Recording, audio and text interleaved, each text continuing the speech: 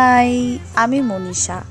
আজ নিয়মিত দিনের মতোই মিনি ব্লগটা আরম্ভ করলাম। সকাল সকাল ঘুম থেকে উঠে রেডি হয়ে গেছিলাম পড়তে। নোটপত্র দেখে আজ এসছি একটু মিষ্টির দোকান।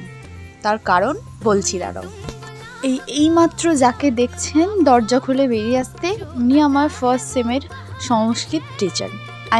উনি আমাকে সংস্কৃতটা গাইড করেছিলেন। তো ওনার সাথে আমার একটা বেট হয়েছিল যে আমি তো নিজের এক্সাম দিয়ে কনফিডেন্ট হারিয়ে ফেলেছিলাম যে ভালো এক্সাম আমি দিতে পারিনি, সো ভালো নাম্বার আমি পাবো না। তো উনার আমার ওপর ভীষণ কনফিডেন্ট ছিল। উনি বলেছিলেন যে না, তুই ভালো নাম্বার পেয়ে যাবি।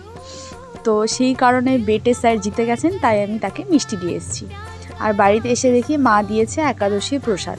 কাল ছিল একাদশী, আজ মা পুজো দিয়ে মিষ্টি দিয়েছে। দুপুরবেলা খেয়ে দিয়ে ঘুম থেকে উঠে সন্ধ্যেবেলায় অনেক কটা জামা কাপড় ছিল, সেগুলো এই এক নিমেষেই সব গুছিয়ে রেখেছি।